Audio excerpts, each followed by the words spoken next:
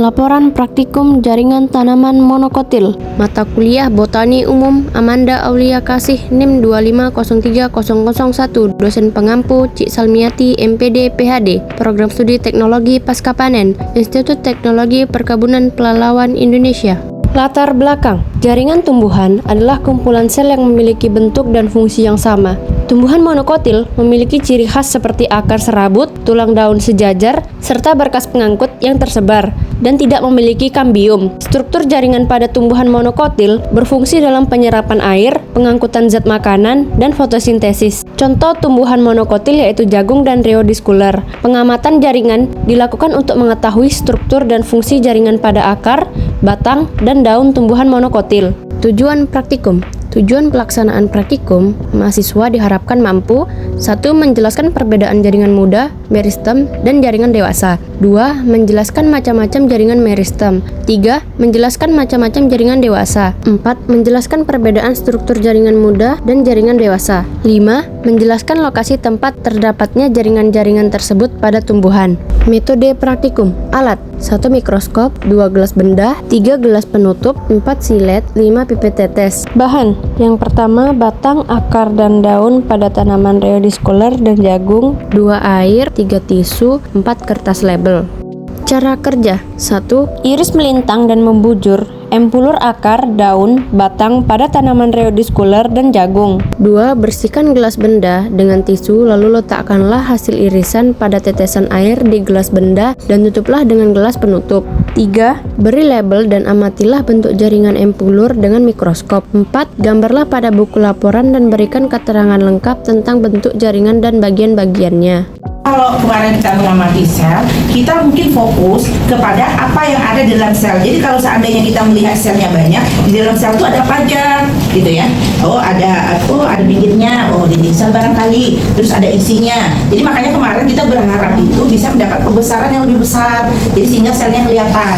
Nah, tapi kalau hari ini kita melihat overall. Jadi kalau bisa irisan itu benar-benar tipis, dapat dari bagian epidermis sampai bagian dalamnya, sehingga kita bisa melihat, kalau bagian epidermis berarti jaringannya adalah jaringan epidermis, ya kan, jaringan paling luar. Setelah itu ada jaringan namanya korteks, ya. Jadi fokus kita kayak gitu. Jadi gambarnya nanti akan lebih spesifik. Makanya irisannya nanti ada yang irisannya melintang, ada yang irisannya membujur. Nah, kalau kita ingin mengiris melintang, berarti kita akan mendapat bagian yang dari luar ke dalam.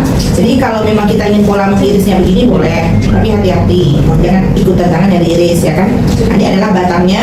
Nah, ini adalah daunnya, ya. Dari sini nih ada kumpulan daun.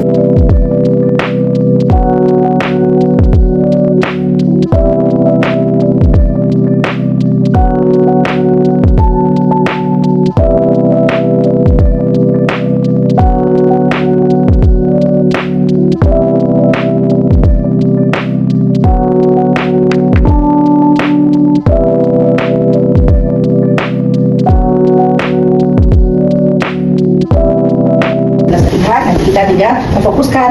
Nah, cuman kita untuk melihat ini kita harus ingatkan lagi sekali lagi bahwa kita melihat itu dari pinggir, ya, dari pinggir ke bagian tengah, dari pinggir ke bagian tengah. Jadi kita bisa melihat urutan dari epidermis sampai kepada bagian tengahnya kita sebut dengan empulur. Hasil praktikum. Pada akar rheodiscular yang dipotong secara melintang, terlihat jaringan epidermis, korteks, dan berkas pengangkut. Susunan jaringan menunjukkan ciri tumbuhan monokotil dengan akar serabut. Pada batang rheodiscular yang dipotong melintang, terlihat jaringan parenkim dan berkas pengangkut yang tersebar. Batang tampak lunak karena termasuk batang herba. Tidak ditemukan kambium pada batang. Pada daun rheodiscular yang dipotong secara membujur, terlihat epidermis, jaringan mesofil, dan berkas pengangkut sejajar. Warna ungu kehijauan pada preparat menunjukkan adanya pigmen antosianin selain klorofil. Pada akar jagung yang dipotong melintang, terlihat epidermis, korteks, dan empulur di bagian tengah. Xilem dan floem tersusun melingkar. Akar jagung termasuk akar serabut khas tumbuhan monokotil. Pada batang jagung yang dipotong secara melintang, terlihat jaringan dasar dengan berkas pengangkut yang tersebar. Tidak tampak adanya kambium. Struktur batang jagung menunjukkan ciri tumbuhan monokotil. Pada daun jagung yang dipotong membujur, terlihat jaringan epidermis dan berkas pengangkut yang memanjang sejajar. Warna hijau menunjukkan adanya kloroplas pada jaringan daun. Susunan tulang daun tampak sejajar seperti ciri tumbuhan monokotil.